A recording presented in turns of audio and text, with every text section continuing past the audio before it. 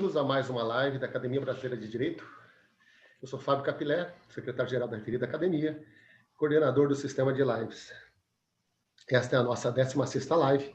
Quero agradecer a ADD, na pessoa do seu presidente, Roberto Vitor, e também quero agradecer ao vice-presidente André Meira, que também está nessa live conosco, por toda a confiança depositada.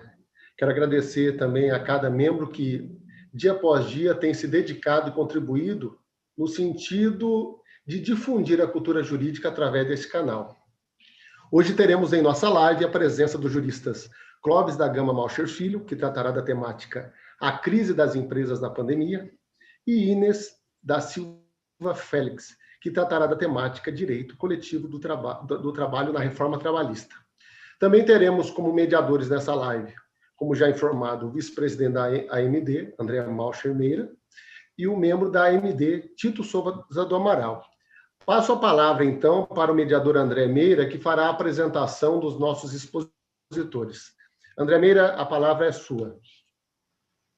Obrigado, querido Fábio Capilé, nosso secretário-geral dessa gestão da Academia Brasileira de Direito, que tem como presidente nosso também queridíssimo Roberto Vitor Pereira Ribeiro, a quem a gente sempre agradece a oportunidade e a disponibilidade e a lealdade e a credibilidade que nos dá para fazer esses eventos virtuais nesse ano tão complicado que é o ano de pandemia.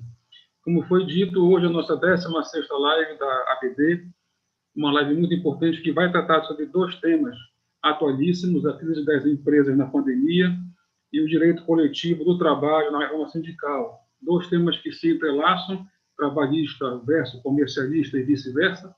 E teremos aqui grandes palestrantes, o professor Clóvis Malcher Filho e a professora Inês da Silva Félix. E ao meu lado aqui, como moderador, o querido amigo Tito Souza do Amaral. Então, vamos, sem mais delongas, apresentar o primeiro conferencista, o professor Clóvis Cunha da Gama Malcher Filho, que é advogado militante aqui no nosso Fórum de Belém do Pará, professor da Universidade Federal do Pará, membro da Academia Parense de Letras, a 3ª mais antiga do nosso país, membro também da Academia Paraense de Letras Jurídicas, de onde foi presidente por muitos anos, membro da Academia Brasileira de Direito e atual presidente do IAP, Instituto dos Advogados do Pará, e também é membro do Instituto Silvio Meira. O professor Clóvis vai tratar de um tema que conhece muito bem, a crise das empresas na pandemia, um tema muito vasto, um tema muito profundo, e já sem mais delongas, passo também a ele a palavra, e ele que foi, acima de tudo, membro da Comissão de Juristas do Senado, que elaborou o projeto de Código Comercial, e é doutorando pela Universidade de Lisboa, já com a tese depositada em Direito Comercial. Professor Clóvis, com a palavra nesse momento.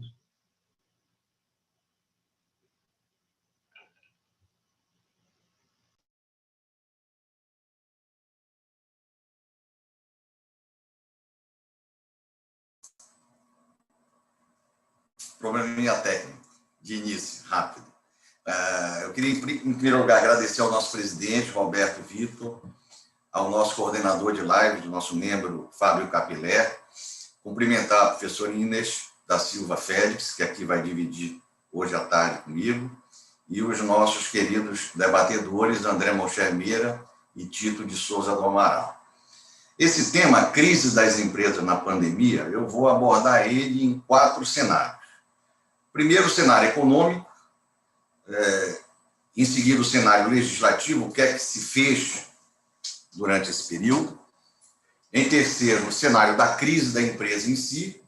E, finalizando, perspectivas e sugestões que eu trago para tentar solucionar esses problemas. Bem, o cenário econômico, não vamos perder muito tempo, porque todos nós conhecemos mais do que ninguém, tá? Desde o dia 26 de fevereiro desse ano, começamos uma crise sanitária no Brasil com o coronavírus. Passamos aí os meses de março, abril, maio, junho, julho, agosto, estamos terminando setembro, não temos uma vacina contra essa pandemia. Obviamente, durante os períodos que nós vivemos no Brasil inteiro, períodos mais tensos, tivemos uma quarentena e um isolamento total. Já estamos na fase em que estamos saindo dessa tensão maior, mas é evidente que durante todos esses meses nós tivemos uma paralisação total e parcial das atividades empresariais. Primeiro, total das atividades empresariais não essenciais. E as próprias atividades essenciais tiveram uma diminuição e foram também atingidas pela crise. Então, a primeira conclusão que se chega de uma forma clara e objetiva é que as nossas empresas estão em dificuldade, estão em crise.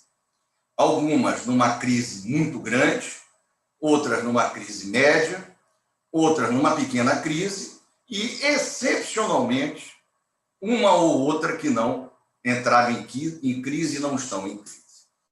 É lógico que essa crise é decorrente, por óbvio, da crise sanitária. Então, a crise sanitária levou a uma crise econômica. Essa crise econômica atingiu todas as pessoas físicas e jurídicas no país, as instituições, os governos estaduais, os governos municipais, o governo do Distrito Federal, os países em geral, né? Alguns países, inclusive no mundo, já declararam moratória, Estados Unidos, França, etc.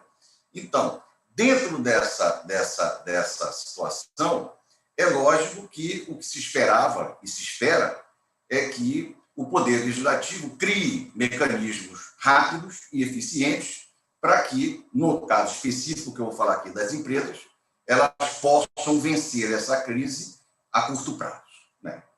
Quais foram as providências legislativas que nós tivemos nesse período? Em primeiro lugar, o projeto de lei 1397 de 2020, que já foi votado na Câmara e está estacionado no Senado Federal. Não andou ainda desde que chegou no Senado Federal. Esse projeto de lei previa uma moratória de 90 dias, saiu com uma moratória de 30 dias, uma negociação coletiva, possível negociação coletiva por 90 dias, trazia a suspensão das ações, o stay period da recuperação judicial, estendia para as recuperações extrajudiciais, mas em razão do tempo, evidentemente, no meu sentido, esse projeto de lei até já perdeu o objeto, né? Nós já estamos numa terceira fase em que esse projeto de lei, uma moratória de 30 dias, agora não vai adiantar nada para ninguém, para nenhuma empresa se recuperar. Mas tivemos recentemente uma boa notícia. A Câmara dos Deputados aprovou, né, o projeto de lei 6229-2020, relatoria do deputado Hugo Leal, que traz algumas alterações na Lei de Recuperação das Empresas, Lei de Falências de Recuperação Judicial e Extrajudicial das Empresas, 11.101 de 2005, que, se implantadas de imediato, num prazo curto, vão ajudar muito as empresas, tanto em recuperação quanto as que não estiverem em recuperação, a vencer essa crise. A nossa legislação falimentar já tem 15 anos, de insolvência já tem 15 anos. É lógico que de 15 anos para cá muita coisa mudou no mundo, né? Essa pandemia mudou o mundo. Então, muita coisa mudou com as crises econômicas que nós tivemos de 15 anos para cá e principalmente agora na pandemia. A mudança dessa legislação, da legislação de insolvência num país, ela é fundamental para trazer segurança jurídica para o mercado. O mercado, ele vive e sobrevive de investidores. Esses investidores só botam o dinheiro deles no Brasil e os investidores brasileiros só botam o dinheiro deles no mercado se tiverem segurança jurídica e previsibilidade das decisões judiciais. Rules of law é exatamente aquilo que a gente espera proporcionar ao mercado para que o mercado volte à sua regularidade mais forte e a crise passe de uma forma mais rápida. Esse projeto de lei traz alguns aspectos que eu relacionei aqui rapidamente de mudança da legislação da insolvência no Brasil, que pode gerar, se no Senado Federal ele andar rápido, e a notícia que se tem é que ele vai direto para o plenário e vai andar rapidíssimo, isso vier a ser implantado, nós teremos aí um cenário melhor para vencer essa crise. Ele traz o reequilíbrio entre o poder dos credores e dos devedores, né? Abrindo a possibilidade dos credores apresentarem um plano de recuperação judicial, não só a empresa devedora. Num determinado momento, os próprios credores podem apresentar um plano para tentar salvar a empresa e salvar aquilo que tem direito, né? Em relação à segurança jurídica, ele traz uma definição mas precisa do voto abusivo. Nós estamos tendo problemas seríssimos na recuperação judiciária com os votos abusivos. Aqueles credores que, querendo ganhar mais, acabam exercendo o direito de voto, pressionando os devedores para assumir muitas vezes aquilo que não podem assumir.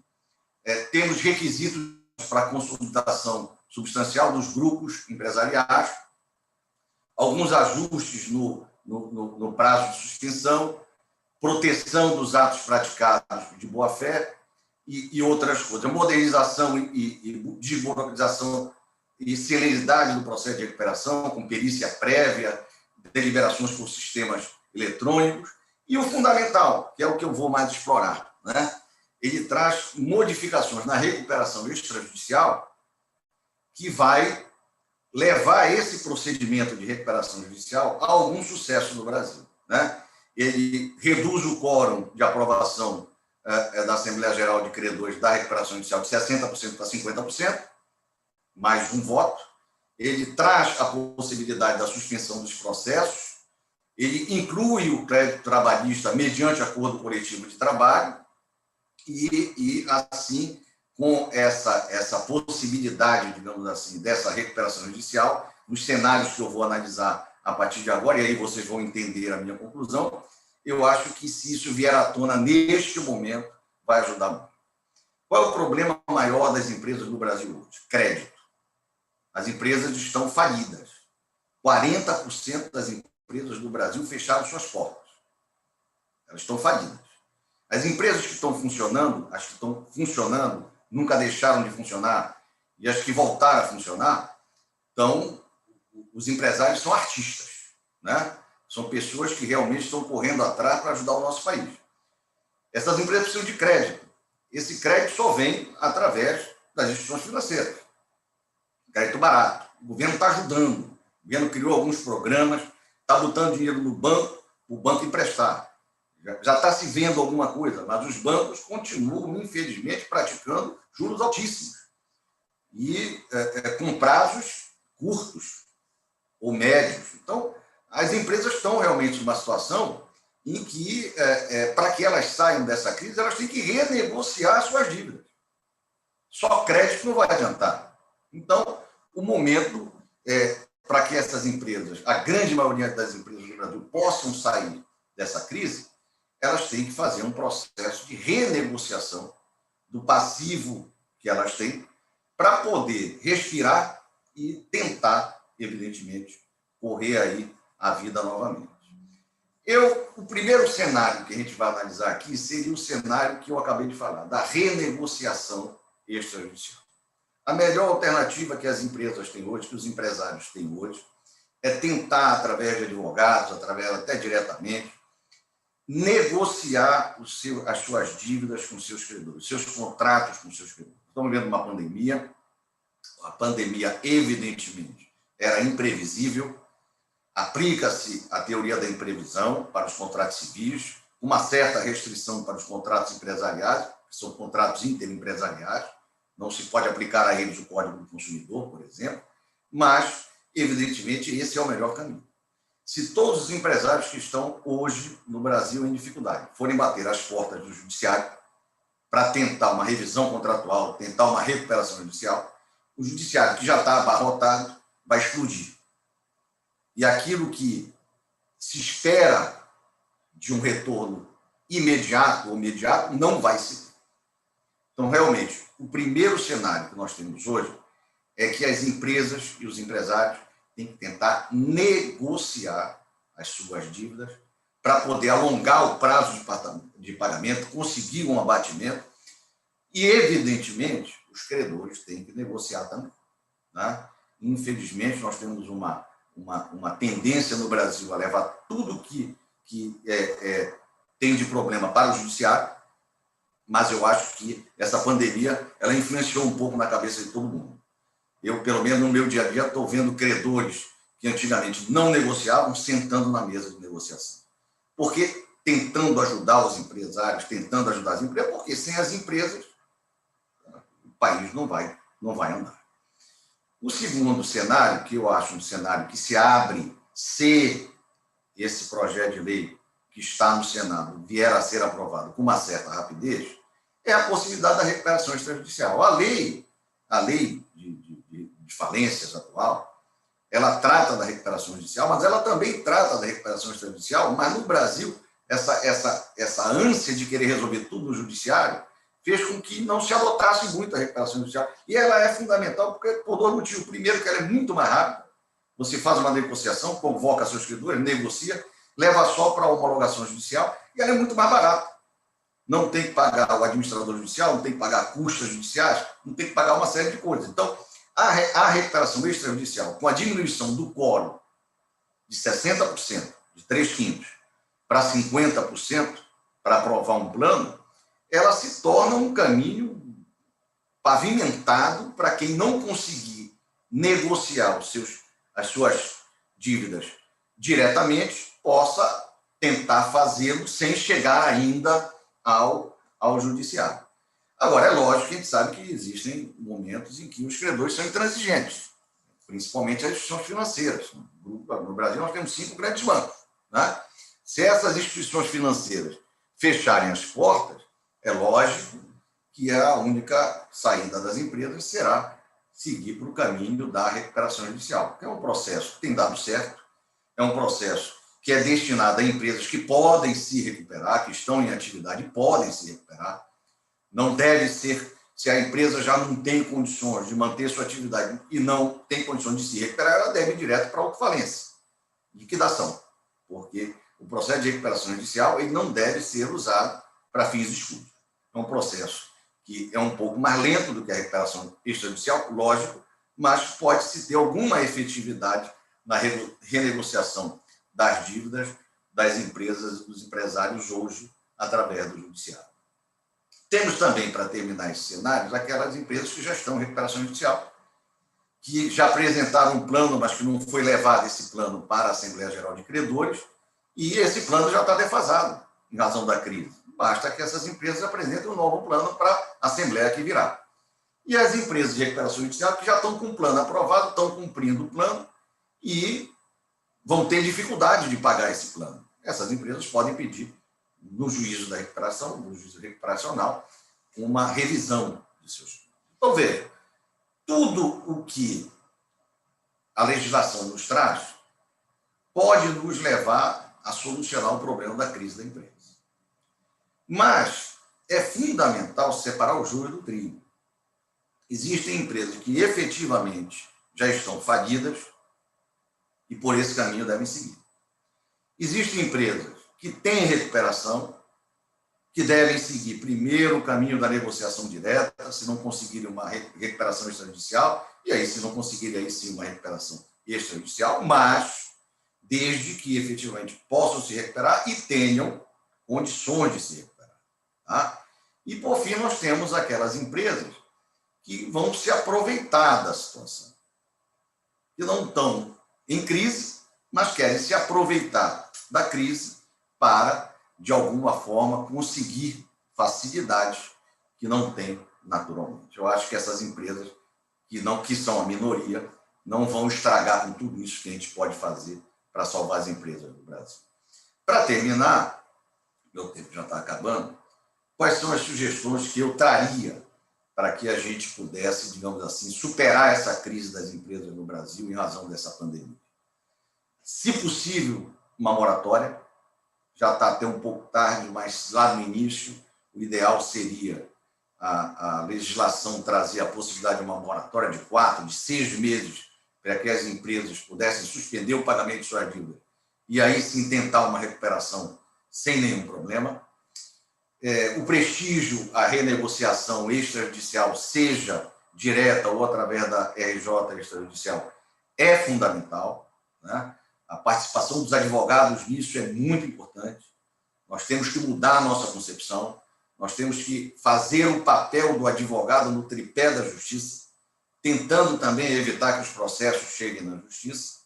E, para finalizar, eu entendo que a criação de conselhos de negociação, através das associações comerciais, das federações e do próprio judiciário, dos SEJUCs, para causas menores, elas podem facilitar a solução da crise de uma forma ou de outra, tentando-se, de todas as formas, a redundância necessária, evitar chegar no judiciário, porque a rapidez que nós estamos precisando não se coaduna com aquilo que o judiciário pode nos proporcionar. Então, em linhas gerais, seria isso que eu queria trazer para o debate. Muito obrigado e devolvo a palavra ao nosso moderador. Obrigado, professor Clóvis, pela sua brilhante exposição. Também concordo com tudo que o professor disse. Hoje, a pandemia atingiu em cheio o artigo 47 da Lei de Falências, que é o artigo mãe, o artigo coração, o artigo cérebro de tudo. Ali estão os princípios, os requisitos, e a pandemia atingiu em cheio o artigo 47. Eu tenho até defendido a hipossuficiência do empresário. Não tem a hipossuficiência do consumidor e do empregado? Por que não a hipossuficiência do empresário em tempos de pandemia? Eu fui falar isso outro dia numa live, quase me matam pelo computador, mas eu defendo. Por que não a hipossuficiência do empresário em tempo de pandemia, já que ele é o grande gerador de emprego, renda, tributo e imposto? Não é? E outro ponto importante que o professor falou, concordo totalmente, o caminho da advocacia nesse ponto é o extrajudicial. E aí a recuperação extrajudicial seria um instrumento fantástico, mas é uma pena muito grande que o legislador tirou da recuperação extrajudicial a classe de credores trabalhistas e tributários, ou seja, sempre as dívidas das empresas, a comissão de frente é a folha de pagamento. E é o que dá mais trabalho, é o que atinge mais no seio financeiro. E eles estando fora da recuperação extrajudicial, penso eu que seja um grande desincentivo ao uso do instrumento, porque ali só vão entrar praticamente credores quirografados e contratos em geral com garantia real, que é uma parte importante, que são em toda suma os fornecedores e bancos. Mas o grande problema de uma empresa é a folha de pagamento, por razões que a gente já conhece, e eles estando fora da recuperação extrajudicial, isso é um empecilho, um desincentivo ao uso do instrumento. Obrigado pela sua conferência. Depois a gente volta com o professor Tito para fazer o debate. Nesse momento, agora, então, eu passo, sem mais delongas, a palavra à professora Inês da Silva Félix, doutora e mestre em Direito das Relações Sociais pela PUC de São Paulo, pós-doutora em Direitos Humanos sobre las Gerações de los Direitos Humanos e dos Direitos Sociais da Universidade de Salamanca, na Espanha, uma das mais antigas do mundo, professora titular da Faculdade de Direito e professora permanente do curso de mestrado em Direito da Universidade Federal do Mato Grosso do Sul, e atualmente está na direção da Faculdade de Direito da Universidade Federal do Mato Grosso do Sul. Professora Inês da Silva Félix, é um prazer enorme ter aqui conosco nessa tarde. A palavra é toda sua por 20 minutos. Muito obrigado.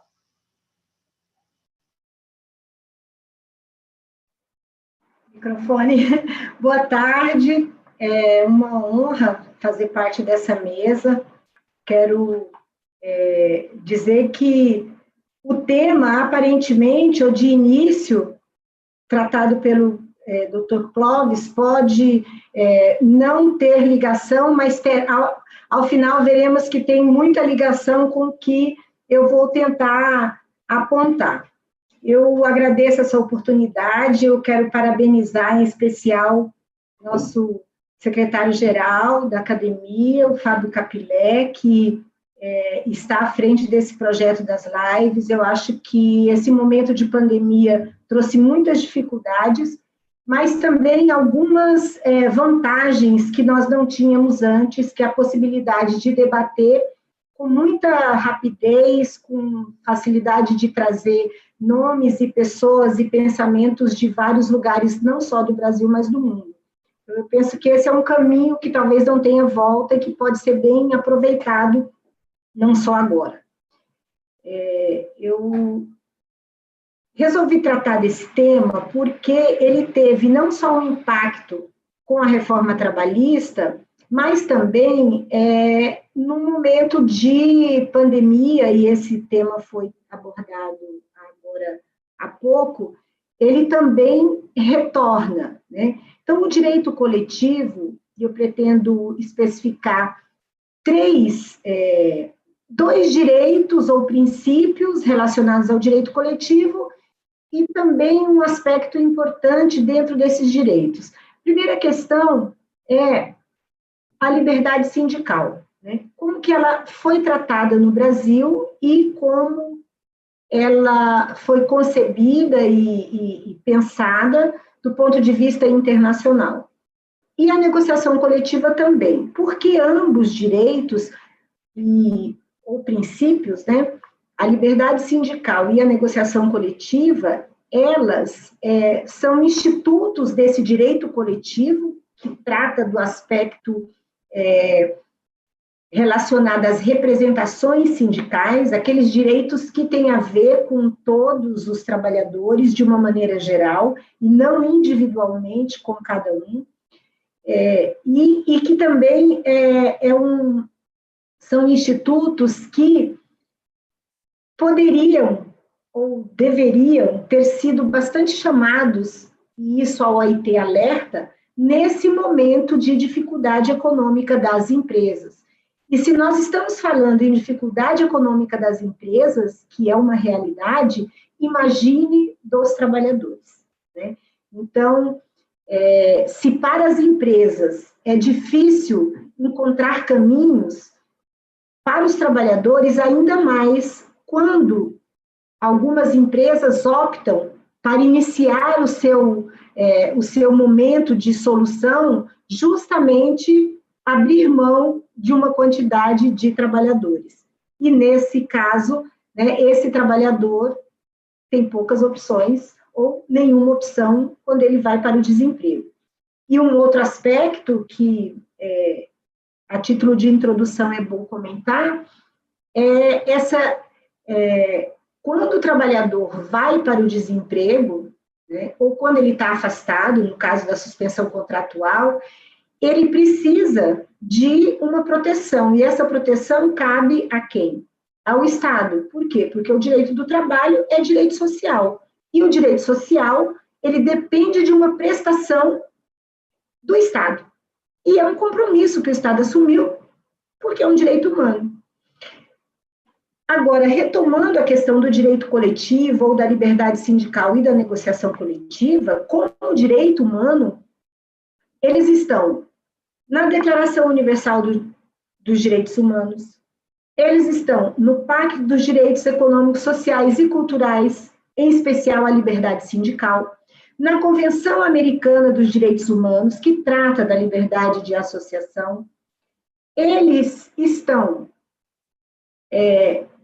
porque a negociação coletiva decorre da liberdade sindical, né, e da representação sindical, por isso eu digo que eles estão. É claro que nesses documentos internacionais que eu falei, a negociação coletiva não aparece expressamente, ela vai aparecer depois, né, nos documentos da OIT, mas ela já é lembrada ou referenciada ou garantida como direito sindical também no protocolo adicional à Convenção Americana sobre Direitos Humanos em matéria de direitos econômicos, sociais e culturais, o chamado Protocolo de São Salvador. A OIT tratou, e desde o seu nascimento, ou da sua fundação, em 1919, no preâmbulo da Constituição, de regular a liberdade dos trabalhadores se organizarem coletivamente ou sindicalmente. E também a liberdade dos empregadores, né? A possibilidade desses dois setores, né, se organizarem de forma livre e de exercerem a negociação como uma alternativa, não só para construir normas que regularão ou que regulam as relações, ou seja, os contratos coletivos de trabalho, mas também como uma forma de solucionar os conflitos que surgem nesse trato entre as partes. Já na Declaração de Filadélfia, de 44, que trouxe uma complementação à Constituição da OIT, e logo depois a OIT passa a integrar o sistema da ONU, né, como uma organização da ONU, e foi interessante ela ter sido absorvida pela ONU, mantendo as suas características, que são as características de participação na Assembleia, de delegados escolhidos não só pelos estados, como é a característica das demais organizações internacionais, mas de ter na sua conferência representação dos trabalhadores e representação dos empregadores. Então, lá na Declaração de Filadélfia, de 44, nós temos a liberdade de organização sindical e temos também a negociação coletiva, porque lá está dito que deve-se assegurar o direito de ajustes coletivos, incentivar a cooperação entre empregadores e trabalhadores para a melhoria contínua da organização da produção e a colaboração de uns e outros na elaboração e na aplicação da política social e econômica. Vejam, lá em 44, aquela ideia da construção de uma relação harmônica, né, negociada, pactuada. A OIT, seguindo, a partir de 48, estabeleceu uma convenção que deu a orientação geral sobre o que era a liberdade sindical, o que era esse princípio, estabelecendo que a liberdade sindical, ela é não só a liberdade coletiva dos entes se organizarem, mas também ela é uma liberdade individual de cada pessoa, cada trabalhador, se organizar ou não em um sindicato, né, de participar ou não. E em se filiando, também se desfiliar. Então, a liberdade sindical, ela tem essas duas vertentes, a vertente coletiva e a vertente individual. A negociação coletiva foi tratada tanto na Convenção 98, quanto depois também na 154, como sendo uma medida adequada para que os empregadores e trabalhadores possam negociar voluntariamente com o objetivo de regulamentar, por meio de contratos coletivos, as condições de emprego. Na verdade, no Brasil, contrato coletivo, embora até estivesse na CLT, logo depois, na década de 60, foi alterado, e nós temos hoje como instrumento resultante da negociação coletiva, e que estabelece, então, as condições de trabalho, a convenção coletiva e o acordo coletivo de trabalho. A OIT continua ainda na Declaração sobre Princípios e Direitos Fundamentais, onde ela, a partir da observação ou da tentativa de que os estados fomentem uma carta de respeito à normatização internacional, escolhe 8 convenções como sendo as convenções fundamentais, e dessas convenções constrói, e essa declaração é aprovada, né, em assembleia, na conferência, os seus princípios e direitos fundamentais. E lá, um deles é a liberdade sindical e o reconhecimento efetivo do direito de negociação coletiva. Além de outros, como a eliminação de todas as formas de trabalho forçado, abolição do trabalho infantil, eliminação da discriminação em matéria de emprego e ocupação. Também a nossa declaração sociolaboral, que é de 98, mas que foi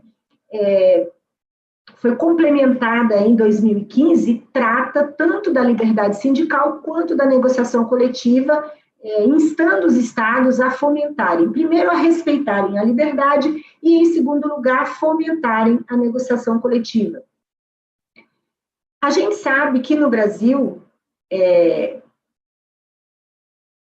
o nosso sistema, que viveu antes da CLT de 43, alguns momentos de liberdade sindical mais ampla, em 43 foi estruturado de uma maneira, digamos, mais verticalizada, né, e com fundamento num princípio que é o princípio da unicidade sindical. a gente fala que é uma liberdade sindical que não é plena, porque possibilitou a organização sindical, admitiu a organização sindical, mas desde que fosse apenas uma, representando uma categoria profissional ou econômica, numa mesma base territorial.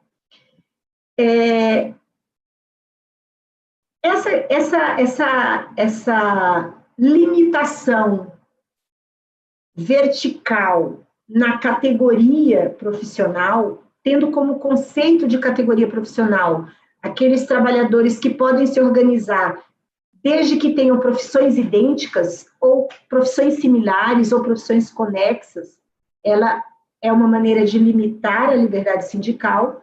Por exemplo, o sindicato de empresa, que é muito comum fora do Brasil, e que é a orientação da Convenção 87 da OIT, que nunca foi ratificada pelo Brasil, ele é uma forma de organização que não pode ser escolhida no Brasil. Por quê? Porque no Brasil, ainda na Constituição de 88, é mantida a unicidade sindical, com base no conceito de categoria, tanto categoria profissional como categoria econômica, e a categoria econômica por ramo de atividade.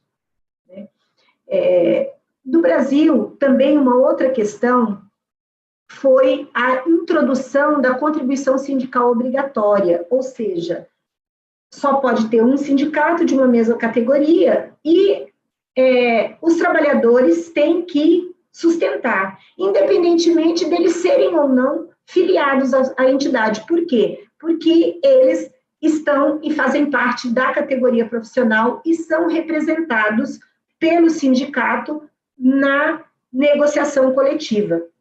Então, essa estrutura, ela acabou sendo, com algumas alterações posteriores, né, mais na década de 80, algo de autonomia sindical para a organização, mas mesmo na Constituição Federal de 88, que ampliou a liberdade sindical a fim de dar autonomia sindical, já que em 43 esses sindicatos, eles respondiam ao Estado por meio do Ministério do Trabalho, quer dizer, eles, além de os trabalhadores, além de terem que pedir autorização para fundar uma entidade sindical, e somente com a autorização, a chancela do Estado, eles poderiam fundar, eles também tinham que prestar contas, né?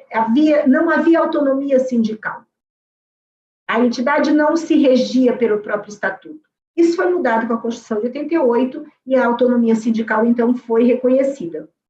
A liberdade sindical, ela expressada nesse âmbito da autonomia, ela existiu, mas ainda foi mantido um resquício, que é a unicidade sindical, e um outro resquício, que é a contribuição sindical. Na verdade, a Constituição Federal, o projeto inicial era extinguir a contribuição sindical, porque ela é obrigatória, imposta, né, independentemente da vontade, pelo simples fato do trabalhador trabalhar naquela categoria, ele contribui, mas, ao invés de acabar com a contribuição sindical, criaram uma outra, chamada contribuição confederativa, e foi toda uma confusão na jurisprudência, até se entender que essa contribuição somente poderia ser cobrada dos associados da entidade, ou seja, daqueles filiados. Mas manteve a unicidade, o conceito de categoria e a limitação, né, na base territorial municipal. Mas valorizou a negociação coletiva, embora, até então, a negociação coletiva fosse, como tradicionalmente, desde que nasceu, né, como um direito coletivo, ela sempre foi para melhorar as condições de trabalho, ou seja, para ampliar direitos que estavam na lei. E não poderia haver negociação coletiva que pudesse ser inferior, ferir norma impositiva, norma cogente, etc. A Constituição Federal de 88, que também veio numa onda de flexibilização, né? Até 70, no mundo inteiro, as negociações, elas ampliavam direitos, porque as empresas estavam crescendo e a economia pujante, crescendo, é claro que aumentavam-se os direitos, mas, a partir da década de 70, uma tendência de flexibilizar para diminuir alguns direitos trabalhistas, e a Constituição acabou permitindo que se pudesse, por meio de convenções e acordos coletivos, por exemplo, reduzir salários, dentre outras coisas, como compensação da jornada, etc. Bom, mas ela valorizou. Por quê? Porque ela trouxe para dentro da Constituição Federal, lá no artigo 7º, dentro do capítulo dos direitos sociais, né, a possibilidade de que os acordos e convenções coletivas deveriam ser respeitados, quer dizer, uma garantia constitucional. Depois disso, algumas reformas, algumas tentativas de flexibilizar, não sei se vocês se lembram uma reforma na época do Fernando Henrique, que chegou até a ser aprovada, de modificação do artigo 618, que é um pouco que foi aprovado agora na reforma, que é o negociado se sobrepondo ao legislado, né? Então, nós podemos chegar agora, eu estou dando um salto aqui, porque estou olhando o horário, desculpa, mania de professor, falar muito, mas dando um salto para a reforma trabalhista, a gente vê que em matéria de liberdade sindical e de negociação coletiva, houve um avanço e um retrocesso, né? Eu penso que é um avanço, e eu até argumento num artigo, que foi o estudo que eu fiz no meu pós-doutorado, que não há mais razão para que a Convenção 87 da OIT não seja ratificada, porque já existe a liberdade sindical no Brasil, pelo menos do ponto de vista de que as partes hoje já não têm mais a amarra da contribuição sindical, na medida em que as normas internacionais, elas são incorporadas e foram ratificadas, e, portanto, se tratam de normas internas, e a liberdade sindical é um princípio internacional. Então, eu penso que hoje a liberdade sindical, ela já é uma realidade, né? É preciso ter uma interpretação, e talvez os juízes e o Poder Judiciário aplicar mais as normas internacionais. Mas, por outro lado, né, ao pôr fim à contribuição sindical, eu penso que a reforma, o legislador, ele perdeu a oportunidade de garantir a liberdade sindical plena, porque quando você retira o sustento sindical, mas mantém a representatividade, e você amplia a possibilidade negocial desse ente sindical, você está dando com uma mão e tirando com a outra. Porque como que esse ente sindical vai se organizar e vai ter estrutura para bem defender a sua categoria?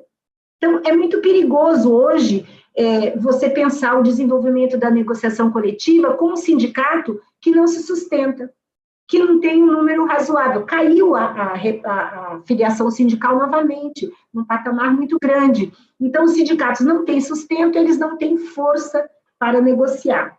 E o outro lado que eu achei, eu quero dizer a vocês, que eu considero um tanto perverso, é que ampliou a negociação coletiva, ok, excelente, mas ampliou para permitir que a negociação coletiva possa criar normas piores do que as normas que estão na lei.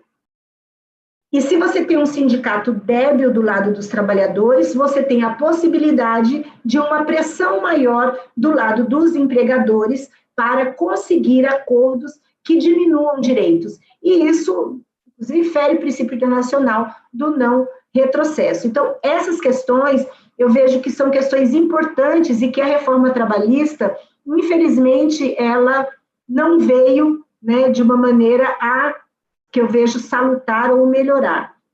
Eu penso que, no contexto de pandemia, e a gente pode olhar isso na própria OIT, né, que está pedindo explicações para o Brasil em função da violação da Convenção 98, nem vou dizer todos os aspectos, mas um deles é esse, é a negociação poder reduzir direitos, mas vejam, a própria norma trabalhista que tratou de pensar em como que a empresa vai fazer a suspensão do contrato, flexibilizar o contrato para poder conseguir se manter, fazer a redução, ela foi imposta pelo legislador, primeiro uma MP, depois aprovada pela Câmara, mas não se chamou as partes para discutir, nem o empregador e nem o trabalhador. E ampliou a negociação individual, ao invés de permitir que a negociação coletiva pudesse ser o mecanismo para essas tratativas.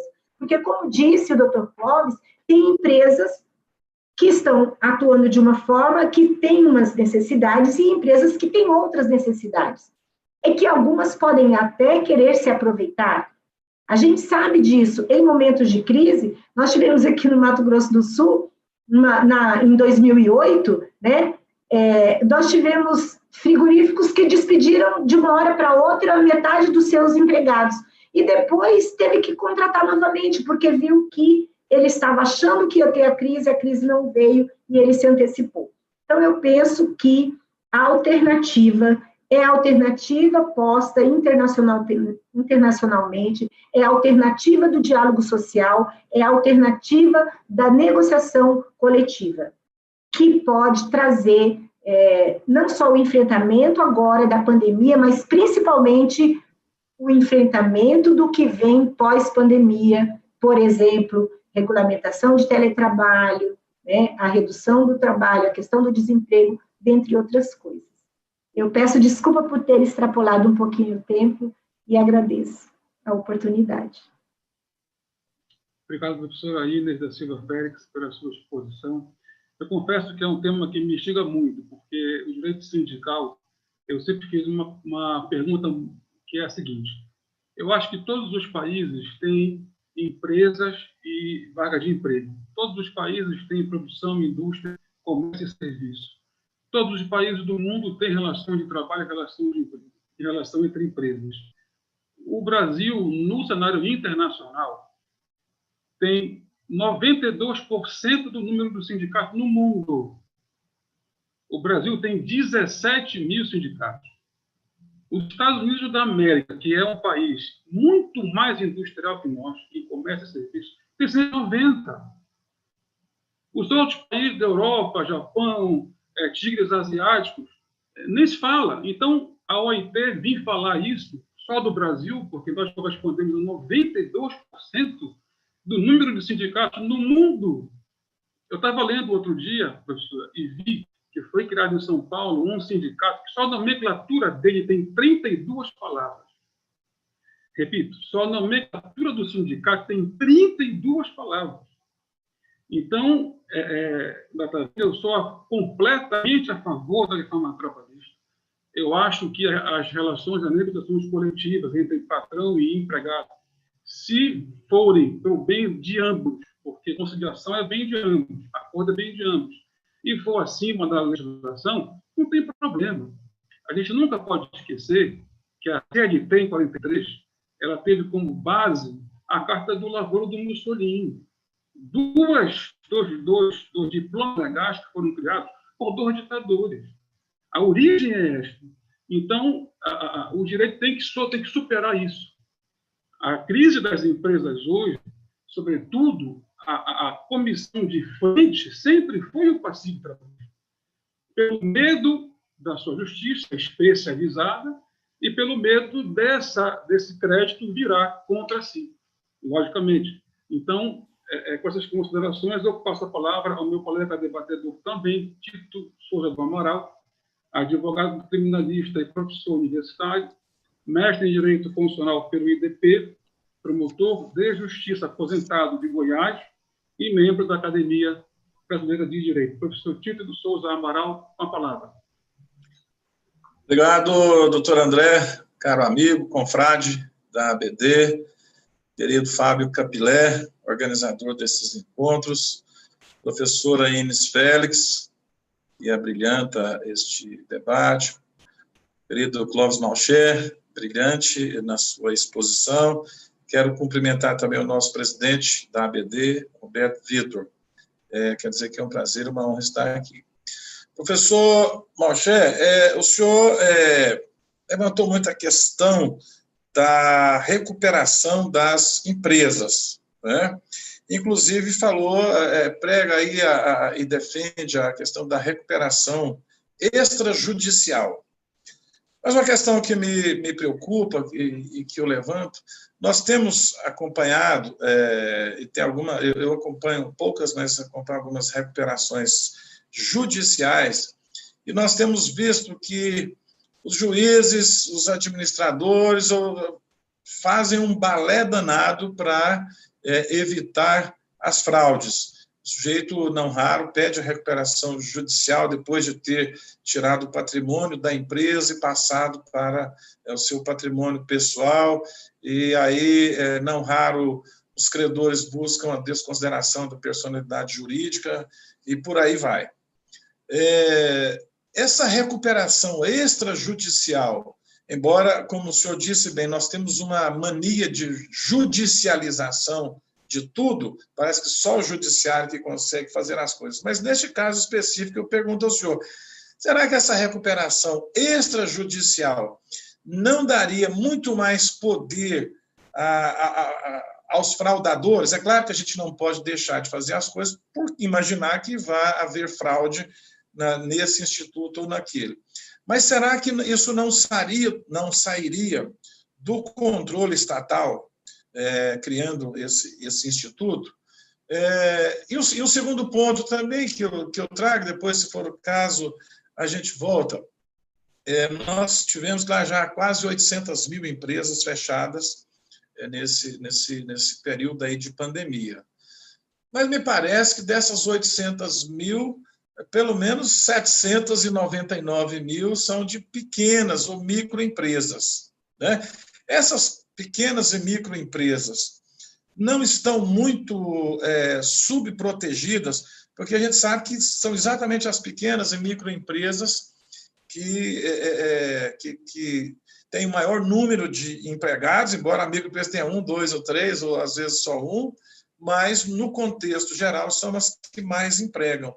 E me parece que, exatamente nessa pandemia, são as que estão, me parece, não, tenho certeza, né, todos nós, são as que mais estão fechando, e parece também que o auxílio do Estado parece que se destina mais àquelas empresas grandes, e as empresas grandes, e veja, eu não sou contra a empresa, não. Olha, tem gente que, olha, a empresa acaba com o mundo, a empresa, aquela eterna briga capital-trabalho. Eu não sou contra, não, ao contrário, é a empresa que, né? Mas me parece que a empresa grande ela tem mais gordura para queimar num momento de crise como esse, se antecipa a crise, como disse a professora Inês, né, os grandes frigoríficos começam a ventar e já abrem o guarda-chuva. Eu falo, opa, peraí, então eles já, só de imaginar, e tem especialistas nos seus quadros que têm capacidade de antever as crises e tudo, mas me parece que as pequenas empresas estão mais assim, parece-me que o governo e mesmo a legislação criada não buscou proteger a essas empresas. Por outro lado, nós assistimos aí que aquelas empresas a reinvenção, né? Com a crise, muitas pequenas empresas cresceram, empresas de delivery, entregas, né? Alguns bares e restaurantes quebraram e outros cresceram, né? Então, a falta do encontro presencial ali de muitos bares e restaurantes, então, acabou com o shopping do fim de tarde, mas aumentou muito a entrega, os pratos mais elaborados.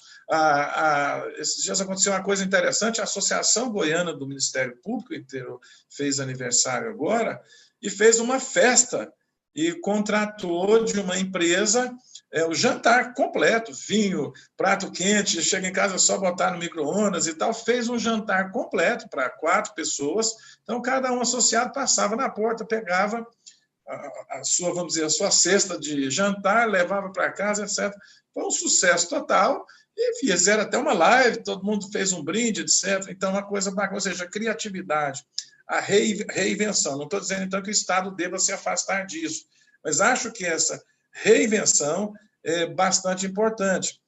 E nós estamos tendo um novo paradigma na questão empresarial, que, por exemplo, no ramo de entretenimento, os cinemas acabaram, né? Como é que você vai ao cinema? Não pode estar indo nem à igreja mais, muito menos ao cinema. Mas, por outro lado, nós temos, por exemplo, Netflix, Amazon, não sei o quê, Apple Plus. Cresceu, assim, a Netflix, cada dia solta um novo filme, uma coisa, enfim, cresceu muito, né? Então, nós temos as empresas. E aí, a professora Ines chamou a atenção, né, que muitas empresas que, mesmo crescendo durante a crise, estão se aproveitando dos benefícios que o governo oferece. E agora eu vou falar com a professora Ines, que depois eu já encerro, viu, Fábio? O Fábio estava sorrindo, já está me olhando ali de cara feia, mas já estou terminando. Professora Ines, a senhora destacou muito a questão da liberdade sindical, né? E aí eu já tinha até uma pergunta aqui na minha cabeça, e eis que a senhora vem e falou, mas a gente lembra lá daquelas antigas aulas de sociologia, lá da graduação, e a senhora é mestre, doutora e pós-doutora nessa área, aquela velha história de, mas do que adianta a minha liberdade sem dinheiro? Eu tenho plena e restrita liberdade para morrer de fome. Ou seja, parece-me que essa reforma trabalhista agora causou isso, manteve a liberdade sindical, mas eu vou te botar uma forca, você pode viver, mas você vai viver sem dinheiro. Parece que não adianta muito. Eu queria ver também o que a senhora pensa sobre a possibilidade dos acordos coletivos contrários à lei expressa, aliás, à letra expressa da lei. Por que a senhora pensa isso? Eu achei, em princípio, muito estranho falar, a lei fala que não pode, mas se vocês se ajustarem aqui, né, aí vai contra o Código Civil. Tudo é lícito desde que não vira lei. Tudo pode ser contratado, a teoria geral dos contratos, né? Tudo pode ser contratado desde que não vira lei. Agora fala, não, você pode contratar até abrir mão de direitos e tal. E aí é o que a senhora levantou muito bem. Se for um sindicato forte, mas um sindicato forte sem dinheiro, agora parece que vamos ter poucos, né? Mas se for um sindicato forte, talvez consiga até mais benefícios, aí já contra a lei, mas se for os sindicatos pequenos, dos estados pequenos, talvez essa abertura represente um perigo. Eu quero uma opinião pessoal, claro, opinião é sempre pessoal, né? Sua. Todo mundo diz, especialmente os empresários, que o nosso direito trabalhista é muito protecionista. E a senhora é uma estudiosa do direito internacional, trabalhista, da OIT, das regras da OIT e tudo. O que a senhora pensa? Em comparação com os demais países, o nosso direito trabalhista é realmente muito protecionista a ponto de quase inviabilizar as empresas ou não? Estamos bem, estamos equilibrados nesse contexto. É o que eu tinha a dizer por hora, querido Fábio Capilé.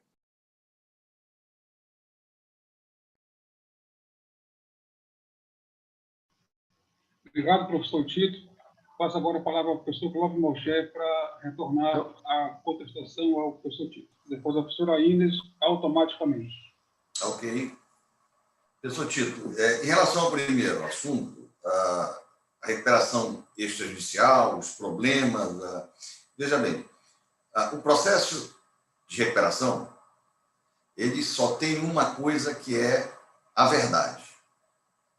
É que quem vai decidir se a empresa vai entrar em recuperação ou não são os credores, não é o juiz, são os credores em Assembleia Geral.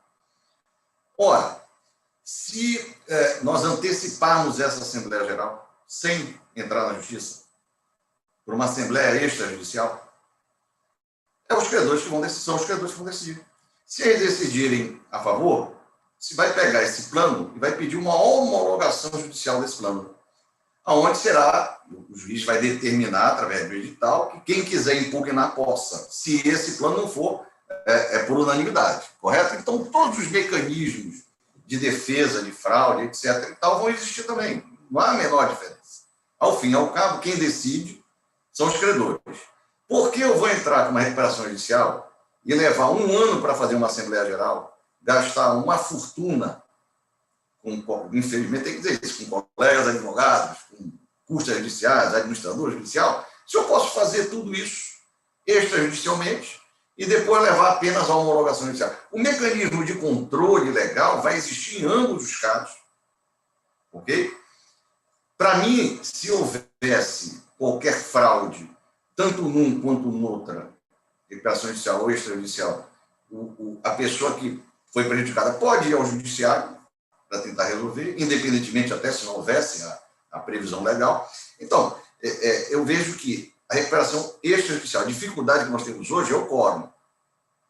Enquanto para aprovar um plano na recuperação judicial, eu preciso aprovar o plano em todas as classes, com 50%, mais um voto, ou a maioria, mais R$1 do valor do monte, ou da maioria dos votos na classe trabalhista e na classe dos pequenos e médios empresários, na recuperação extrajudicial não está o crédito trabalhista, mas pelo projeto, viu, doutor André, vai ser incluído mediante acordo coletivo, que eu acho uma solução bastante agradável. Você pode, evidentemente, aprovar o plano, mas tem que ter 60%. 10% é muita coisa, doutor. É muita coisa. Num monte de 100 milhões de reais, 10% faz uma grande diferença. E num monte de R$1 milhão também faz uma grande diferença.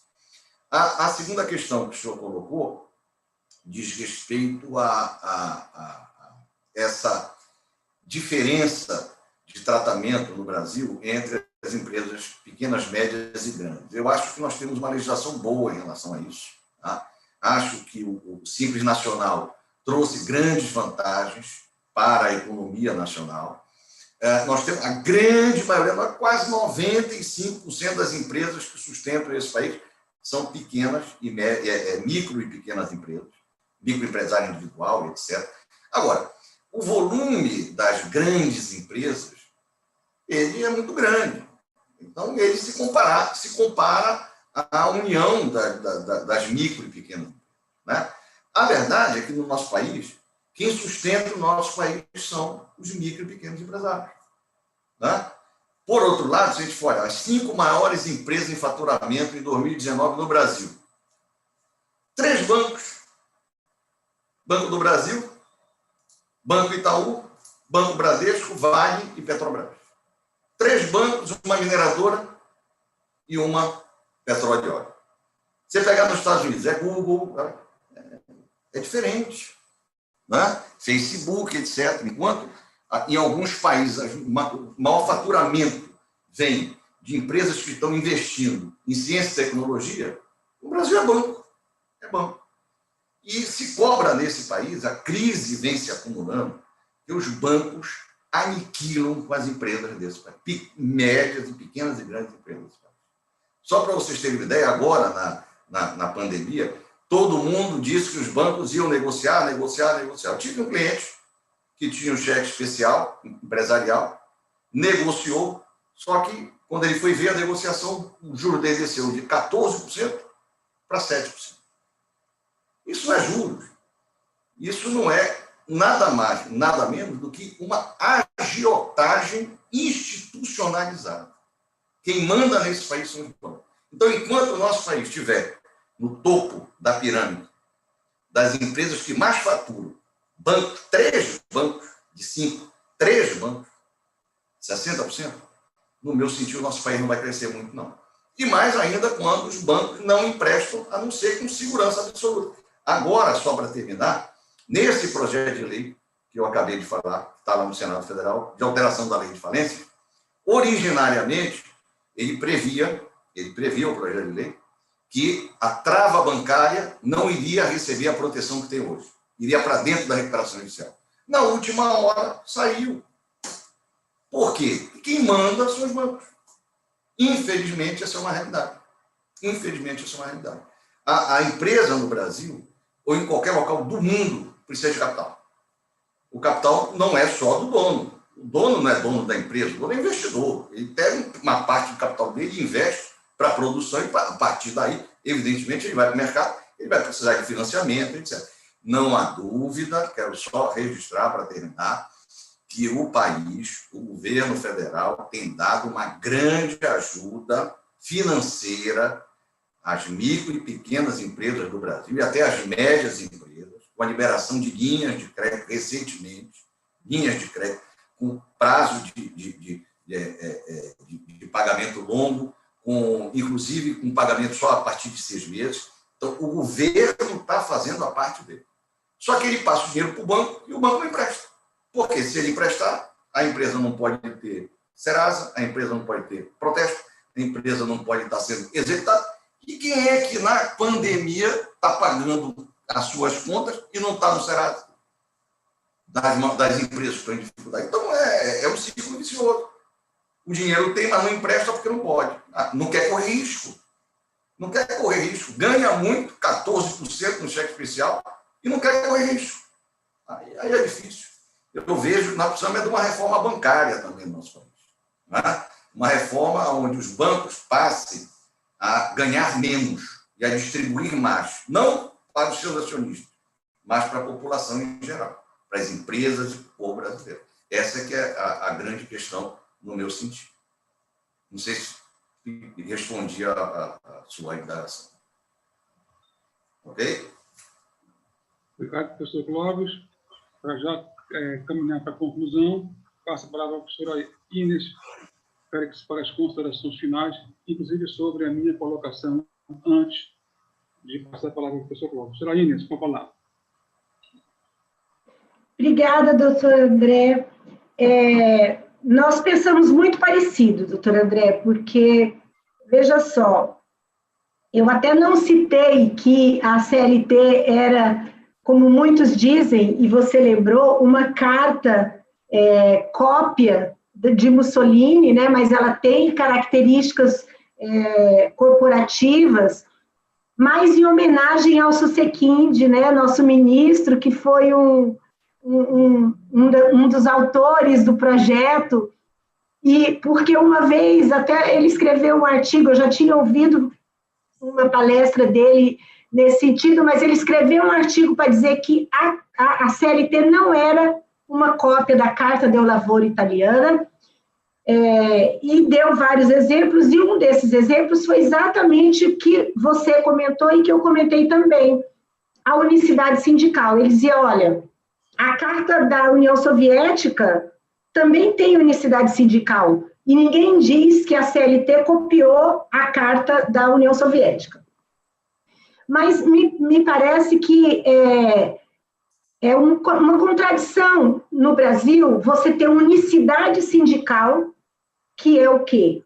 Uma limitação da liberdade, que aparentemente a liberdade seria a pluralidade sindical, então um número muito grande de sindicatos, porque se os trabalhadores têm a liberdade de montar o sindicato que eles quiserem, então haveria um número muito grande.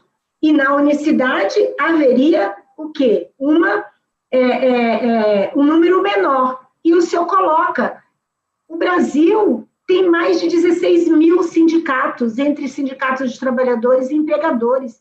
Que unicidade é essa?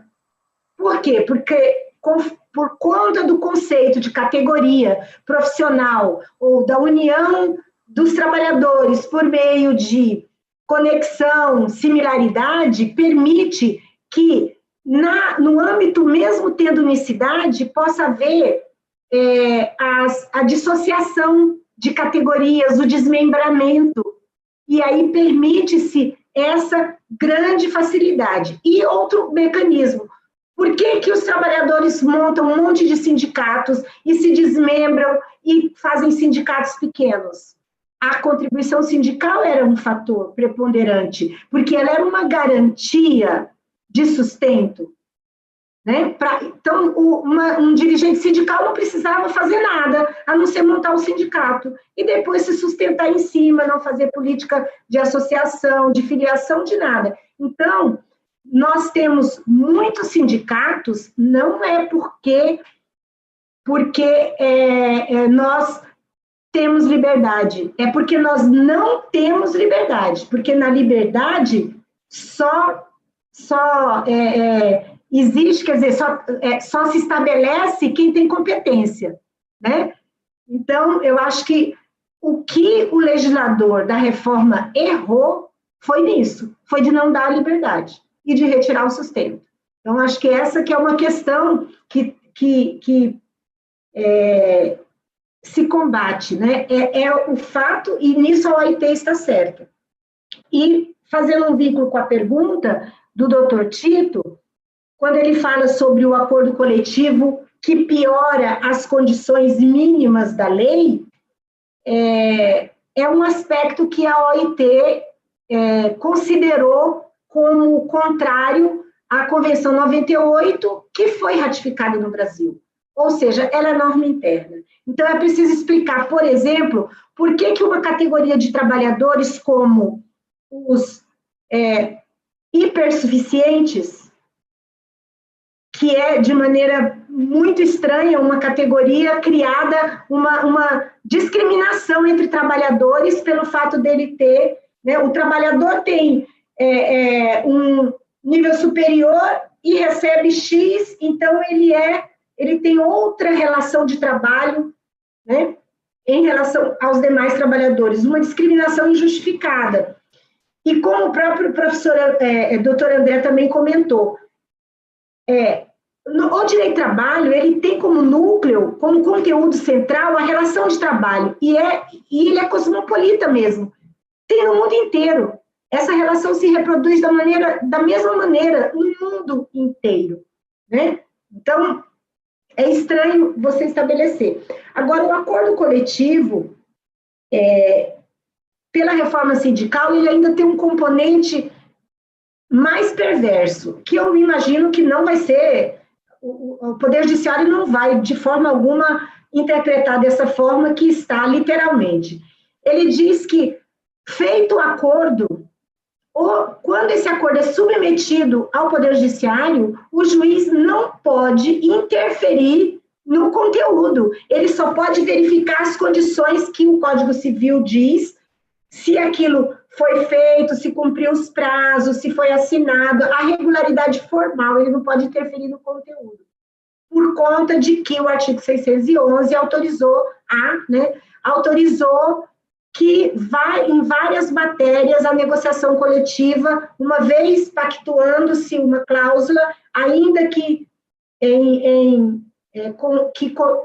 pactue um direito menor do que o que a lei protege, ele não pode ser alterado. Então, muitas coisas eu acho que sofrerão um debate no Poder Judiciário de confronto de norma internacional, que no fundo, se ratificada é norma interna, então nem é norma internacional, é norma interna, né? Quem ratificou a convenção é lei no Brasil. Então, isso vai sofrer um impacto, eu acho que o Poder Judiciário vai ter que trabalhar com essa questão. E lembrando uma coisa, só para finalizar, que o doutor Tito colocou, direitos sociais e direitos de liberdade, direitos civis, políticos, se o direito humano ele é interdependente e ele é indivisível, até porque não adianta, como que você garante o direito à vida sem direito à saúde? Né? Não tem jeito. Quer dizer, os direitos sociais, e a Corte Interamericana, ela dá essa interpretação. Quando ela julgou, por exemplo, o trabalho escravo e condenou o Brasil, o que ela estava vendo? Ela interpretou direito à vida, né? Embora também, né, direito social. Por fim, o direito do trabalho, ele é protecionista, ele nasceu com essa missão de equilibrar duas categorias que são diferentes. E isso porque tanto no nascimento se descobriu, como agora, e a gente sempre tem essa comprovação. A negociação individual entre empregado e empregador tende a ser prejudicial, a limitar a vontade do trabalhador pelo fato da sua dependência daquele emprego. E isso continua. Então, no mundo inteiro é assim, existem garantias, as reformas trabalhistas da década de 70, 80, na Espanha, em Portugal, na França, todas vieram, a reforma nem pensou em dizer que o direito do trabalho não tem mais proteção. Ela tratou de regulamentar essas novas formas de contrato, né, de reequilibrar as forças, de entregar para a negociação coletiva a possibilidade das tratativas mais específicas. Então, nós temos direito do trabalho muito precário em alguns países do mundo, temos, né? Mas, do ponto de vista da maioria, né, dos países do mundo, que inclusive que ratificaram as convenções da OIT, são 187 países que fazem parte da OIT, isso não acontece. Então, assim, a proteção, ela é apenas até o limite de poder equilibrar as forças, de dar dignidade ao trabalhador. Só isso. Obrigada. Obrigado, professora Inês, obrigado, professor Tito, pelas suas participações. E, para finalizar, passo agora a palavra ao professor Fábio Capilé, nosso secretário-geral, para encerramento dos trabalhos na live de hoje. Muito obrigado a todos. Eu queria agradecer a todos vocês que estão aqui. Eu queria agradecer o André Meira, que é um excepcional expert em live. Na verdade, o André Meira que devia estar aqui, porque o André Meira que é o cidadão do mundo, né? Fazendo live aqui, fora do país, para todos os cantos. E o André Meira tem desempenhado um papel fundamental na nossa academia, na vice-presidência. Para quem acha que vice-presidente só fica quietinho ali, não, o André está sempre à frente, sempre desenvolvendo projetos, ações. Parabéns, André Meira, pela sua atuação. Queria agradecer também ao Tito, que é uma pessoa formidável, eu estava elogiando ele aqui antes, aqui nos bastidores da live, por ser uma pessoa super, assim, além de alto astral, uma pessoa super capacitada, além do aspecto técnico-jurídico, ele é uma pessoa que sempre ela convive muito bem com as outras pessoas, e isso faz com que as pessoas queiram estar ao lado dele, pelo fato de ele ser uma pessoa simples, uma pessoa alegre e que sempre busca o bem-estar de quem está ao seu lado. Muito obrigado, Tito, pela sua participação. Formidável a sua intervenção. Eu garanto que deixou a nossa live muito mais rica através das suas colocações.